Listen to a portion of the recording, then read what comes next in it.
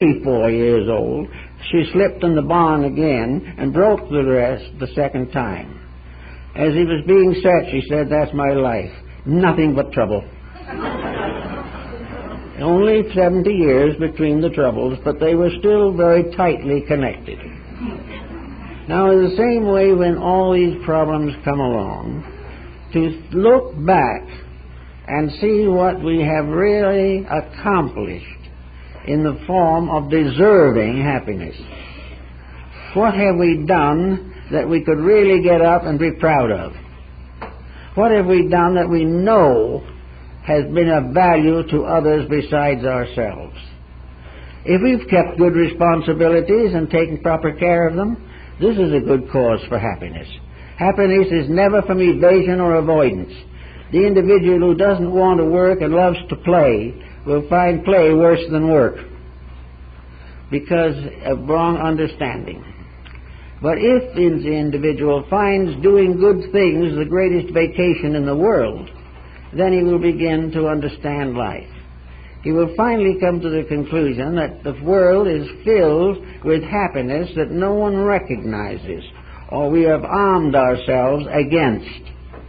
We are so afraid that this happiness will be considered sufficient to justify our having a better disposition than we do have. And the reason why we're impossible people is the way the life has treated us. This type of thinking can block everything that is worthwhile. So we find in the Chinese philosophy also that there is somewhere the world beyond, the world of the saints and the sages, this wonderful world of horizon. It's the same spelling as our word horizon, but it's a Chinese title for the world beyond. And the world beyond is a very beautiful place. It is a place where great mountains rise up and beautiful waterfalls break over the rocks below, where there are great meadows and forests of stately trees, and little shrines and tea houses hidden among the rocks. There are little shelters where the scholars and sages live in constant enjoyment, and there are the beautiful jewel trees under which the wise seek peace and happiness. Everything is beautiful, everything is joyful, everything is wonderful in the land which is called Horizon, or the land of the blessed. Now, of course, no one has really been able to discover just the physical location of that particular spot. It is a little like Bacon's New Atlantis. It doesn't seem to fit on the map. And if it ever was, it sank beneath some ocean as a result of man's failure to live or do the things that were necessary. So anyway, in this beautiful land, we have the inner life of the person. Horizon is in every one of us. Horizon is the beautiful world that came to us in the beginning with the divine nature with which we were endowed. Horizon is the inner life changed from a weed patch into a radiant garden. It is the inner world of man's personal life, which no outside situation can injure or destroy. The individual may die for his convictions, but his happiness cannot be lost once he has achieved it within himself. So in this beautiful world of things in our own lives, we come out gradually with certain attitudes which change the psychic chemistry of the individual. Today, psychic chemistries are loaded with hatreds, loaded with conflicts and fears and desperate attitudes towards life and living. The result is that we are, by our own negative thinking, bringing upon us the very things we fear the most. Because if we think negative long enough, the negative things will contagiously distribute themselves throughout society. On the other hand, if within our own lives we do not agree with these terrible negative conclusions, if we believe with the Bible that though there be thousands that fall upon the right hand and thousands upon the left, that the just person cannot be moved, if we know that the happiness in our own hearts is above and beyond anything else. And this happiness is not just plain humor. This is another point. We've got to understand the word happiness, the way it was understood by the Chinese. Happiness is actually godliness. It is the individual who has found the joy that is in deity itself. Deity is a symbol of a radiant fulfillment. God is that which cannot have misery, because in itself it is all that is good. And all that is not good is simply maladjustment of circumstances. Happiness, then, is not just fulfilling of appetites.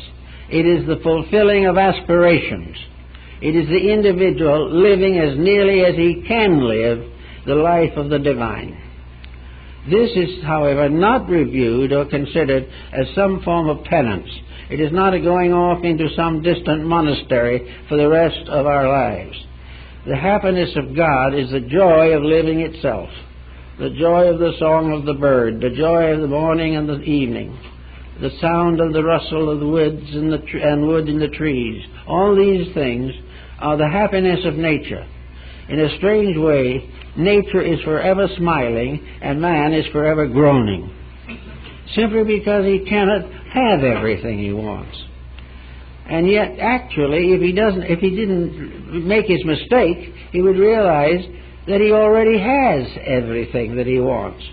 But he does not know how to use it, he does not know how to claim it, and he does not know what to do with it, so he hurts himself with it every time it comes his way. So the happiness problem is really one of the joy of life itself, a deep fulfillment based upon a perfect faith, the faith of a happy child who has not yet become subject to worries.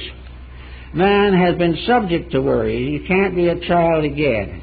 He can no longer be childish, but he can rise above his worries and thereby, in this way, become childlike in the spiritual sense of that term. So where is our happiness tree?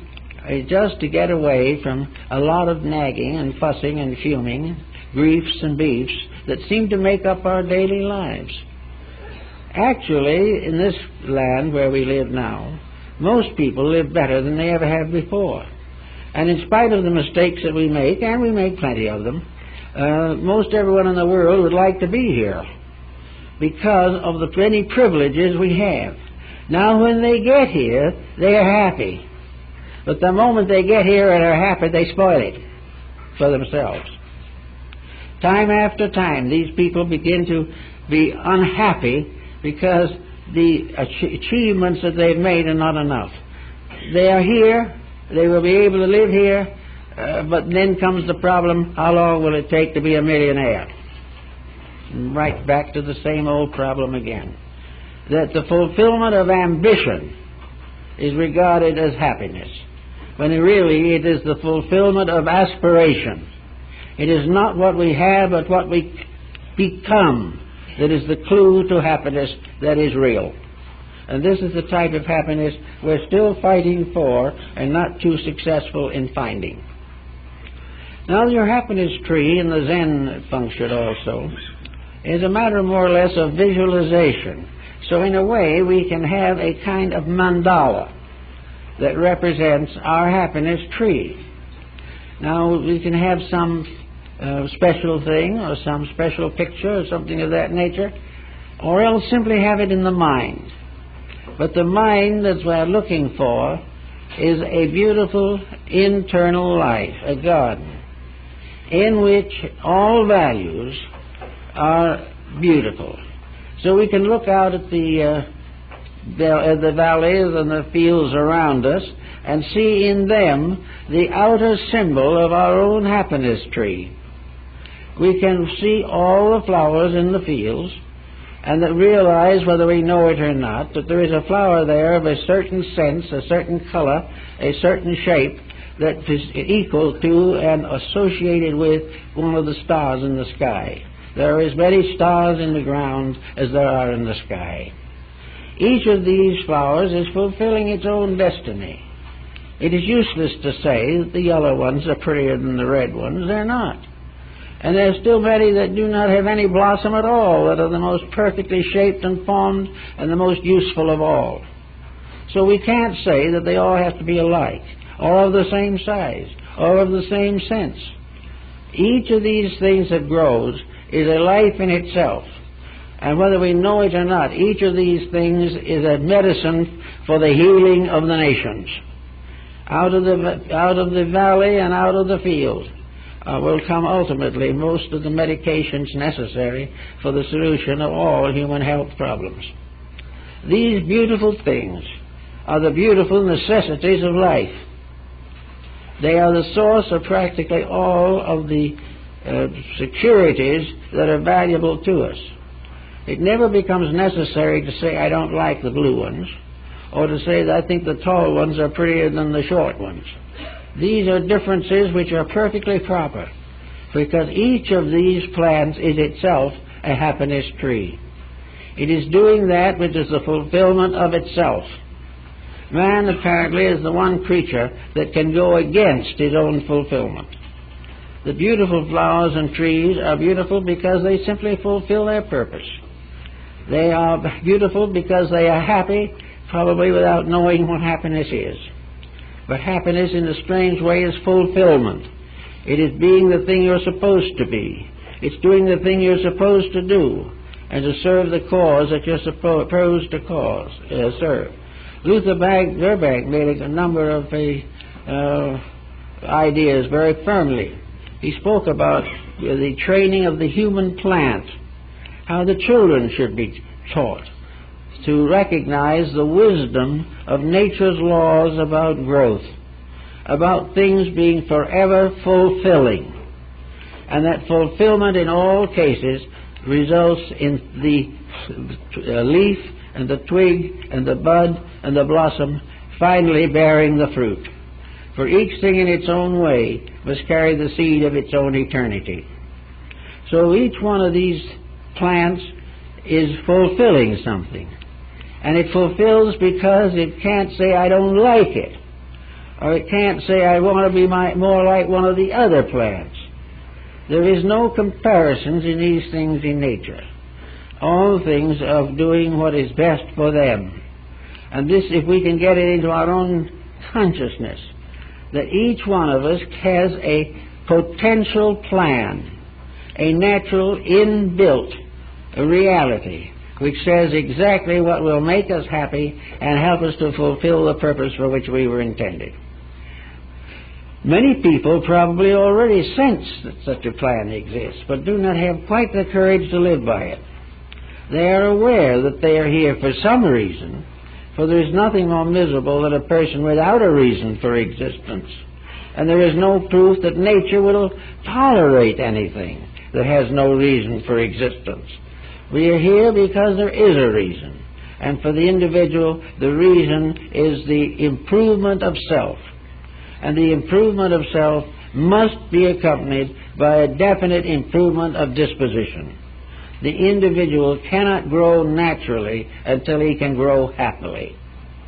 And little by little, many of the problems that we face today could be cured by a different mental approach to life. We know definitely on the levels of psychology of various kinds that disposition is closely related to infirmity. The individual who has a happiness tree and has it in good condition might almost end up a sequoia. He might go on indefinitely.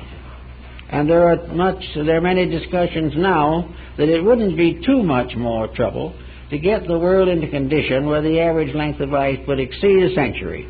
We at least would have a little longer time, perhaps, to be miserable. But nature probably won't let us have that extra time if we can't use it for anything better than misery.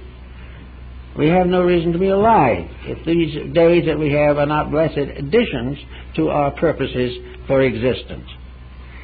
So it would be very easy to imagine that the happiness factor would as most of the Oriental physicians, the Chinese, the Japanese, the Korean, even the Hindu doctors, all make a great emphasis upon mood, upon the attitude of the person. And even in modern medicine, we know that a person with a bad attitude is a bad risk if there's anything seriously wrong with them. The happiness tree would leave the individual mentally, emotionally normal, even if the body had an affliction of some kind. And with the inner life healthy, there is a much greater probability that the outer life will respond to treatment. If the inner life goes bad, then there is very little to support anything that can be done by the physician from the outside. Healing is like all other virtues of life, must begin in the self. It must be something in which we use the faculties that we know as wisely as we can. Now, no one knows everything. No one is perfect in everything. Therefore, the problem of simply taking an attitude and saying this will cure everything simply isn't true. But there has to be some kind of a broad pattern of purpose. And I think the old Asiatic people, with the idea of the tree, did very well. We use the tree a great deal. In the first edition of the King James Bible, 1611, we find the tree or genealogy of Adam. It takes up an entire page. We find all of the descendants of Adam arising out of a tree that is planted in Noah's Ark. And it is a symbol of the genealogical tree of mankind. Every science has its trees. Trees of mathematics, trees of alphabets, trees of astronomy. It has all kinds of diagrams which take tree form. The tree of heraldry for families, the tree of the elements in science. All these things can be classified and organized in the forms of trees. The reason being that each diffused function arises from a single root. And most of the things we see above ground are branches, but the root is concealed. And this is true also of the great mystery of life itself. We see all kinds of living things doing all kinds of living things, but the root, that is the cause, remains unknown. So out of the unknown comes forth a variety of known things. And out of the unknown mystery of the depths of our own consciousness comes patterns, arrangements, and lawful designs which can be of service to us. The mind is intended to put plans in order. It is presumed that it is going to act as a disciplinarian. Now, we train the mind not to do this. We train the mind simply to be a computer for our own convenience. We train the mind never to interfere with our personal feelings, attitudes, or ambitions. We want the mind to help us to do what we want to do, whether it is right or wrong. Buddha was one of the first to point out, therefore, that the mind is the slayer of the real. Not of its natural accord. The mind was perfectly good, a perfectly wonderful, indispensable part of our economy. But by the time we have mistrained it, by the time we have bound it as a slave to our own personal ambitions and appetites, it is an enemy. It is a fallen angel instead of a luminous spirit of light. So each person has to more or less get control of this mental structure and plan something. Plan, if it's only for a few days or a few years, the plan can be made to do something worthwhile. And the first type of thing you have to have, I think, is out of the mind there will come a discipline. But the reason, motive, and cause of the discipline is deeper than the mind. This tree of happiness has a mental stem, stalk, and branches. But the life in that tree is deeper even than that. For the tree lives finally because of the love that flows through it. The root, the invisible root of the tree of life is love. And it is this that flowing through it makes all the rest possible. Therefore, if we can't do anything at the moment in the form of a grand reformation, one of our first jobs can be to recover from all kinds of animosities and antipathies. This doesn't mean we have to fall on anyone's neck, but it does mean that we should have loving relationships in consciousness, that we should be glad when other people succeed, that we should be happy when other people have better days, that we should enjoy the virtues of others and not be jealous of them, and that in all the various emotions of life that we are grateful for life itself, grateful for the people we know, grateful for the world as we know it, and realize that it's up to us to do something with it. If we therefore have at the base of all our relations an unselfish sense of the unity of life, that we are all actually, in the last analysis, each one of us is a little bud on the happiness tree. There is one great tree of humanity. All of the various races, nations, languages, sects, cults, and creeds are on one vast stem. The one is one like Mr. Burbank's famous tree that grew all measures of fruit. He had in Santa Rosa, he had a tree in his front yard on which he had grafted 5 different fruits. So he almost felt that he'd gotten up with the Bible. But in any event, one by one cause or another, we are all one tree, the tree of life. And this tree of life in the Bible goes from the Noah's Ark. Another tree of life in Kirchhoff's Ark of Noah, which is another Latin study of the subject, the tree of life arises out of the heart of Adam. But this tree of humanity makes us all one people. And the problem to try to find out how to make this a reality. Now, we can't make other people agree with us about this. We can't make them all say we think you're wonderful. Many of them will probably say you just haven't sense enough to hate people. This isn't the problem. The real problem is in yourself. Have you conquered these negative attitudes? In yourself, can you say fairly, honestly, and honorably that you are without prejudice? That you recognize all persons according to their merits and not according to any other factor? And that having no animosities and no antagonisms, you can live in harmony with whatever situation arises. This does not necessarily mean that you have to break any social rules or to do something that will bring unpleasant condemnation. The primary purpose in your own heart is to be free from those basic attitudes which can break out into antagonisms without a moment's notice. If within yourself there is a placidity, you also have the best chance for judgment that there is. No one who is in an emotional state can think straight. The old saying was that no parent should punish a child if the parent themselves is mad or angry. Never try to correct a situation with hate. Hate cannot be cured by hate. And hate as an authority generates hate. Therefore, in all of these problems, your problem of your happiness tree puts a quietude upon the dissatisfactions of life.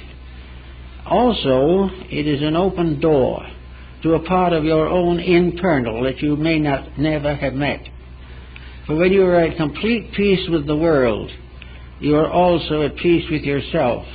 And when you are at peace with yourself, the door opens into a larger inner life than we have ever experienced up to the present time. Peace is the road of growth. It is the road that leads to the integrities of life. It is by peace and peace alone that we have the contemplation of realities. It is only in peace that we can relax into the reality of the divine.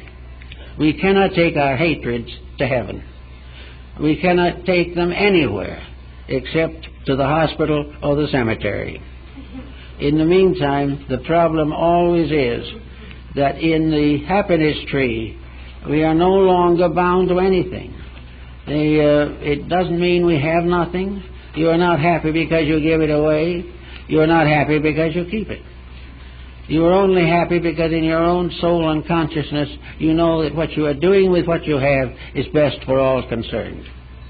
The accomplishment of a non-selfish understanding, which is also disciplined by intelligence and internal judgment. All these factors gradually enable you to like yourself. You can get over the tendency of dissatisfaction with your own nature. You can be sure for once and for all that you are the person you really want to be. And having accomplished this and having recognized this, you can go out in the bamboo grove and sit in peace with all mankind. The Chinese have, as I've mentioned before, the saying that in ancient days, when there were sages in the earth, the wise slept without dreams. Now, a dream, in most cases, is a psychological description of something. Dreams are things that come to those who cannot completely relax, who are not free from internal pressure. The pressure is locked so tightly that you can't do anything with it in the daytime. But when the willpower lets go, then these patterns break through and produce a series of neurotic or abnormal symbols. If you have your happiness tree and you go to sleep under it, you will sleep without dreams. You will wake in a world that is fair and happy, and the shadows of fears and so forth will not be there. The demonology and witchcraft of the Middle Ages was very largely a dream and nightmare phenomena. It was individuals who, in what they thought were trances or in semi-somnambulism, had terrible, horrible experiences. And these poor people were taken out and burned at the stake without ever knowing why, or ever having any understanding of the subject. Actually, all of this witchcraft is simply the fact that you haven't got the roots of your happiness tree.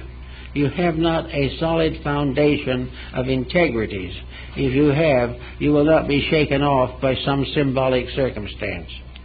The temptations that lead most people to misery have no effect upon the person who is wantless, who no longer desires these things, but is happy in the full development of his own internal resources. And the last word, before we get through with human civilization, we're going to come to the inevitable conclusion that we are not all here to be rich. We are not all here to conquer somebody else. We're not all here to vote for this candidate or against that candidate. And we're not all out to make as much as we can out of everything that we do and shoddy our goods to do it. We are here to be happy. And until we are happy, we will use these false satisfactions of appetites. But when we are trying to be happy the wrong way, the world just gets into further difficulties. And if we try to get happy the wrong way, we will ultimately tear down civilization entirely. Happiness is not any of these gratifications. Happiness is a fulfillment. It is the individual being all that he ought to be. That the human being has found the real purpose of existence. And he never knows what the purpose is until he is able to say the real purpose of being here is to get something or to achieve something which I can take with me when I go. Nothing that has to be left behind is worth dishonesty to accumulate. And the only thing that we can store up in heaven is the treasure of our integrities, the treasure of the good things we have done, the happiness we have had, and the happiness we have shared. So if we do these things and do them well, then we will enjoy properly the blessings of being able to sit down quietly under our happiness tree and see the proper proportion and arrangement of the divine purpose. If we do that, we will all be healthier. There will be fewer crimes. There will be fewer narcotic addicts, fewer divorces, and fewer pressures and tensions that arise simply from the fact that the individual has no foundation within himself. He has to have the root of his happiness tree set in his own soul. When he does that and takes care of the tree, he will find that he will have a happy, blessed, and useful life. Well, I guess that's that for the morning. I have to make an announcement at this time. At about 1 o'clock, or shortly afterwards, we're having a little memorial service for Edward Boos, who passed on recently, and it will be here in the auditorium. And because of this memorial service, there will be no discussion group meeting today. We will be down here shortly after 1 to pay tribute to one of our kindly friends who has served us faithfully over many, many years. Thank you for being with us this morning.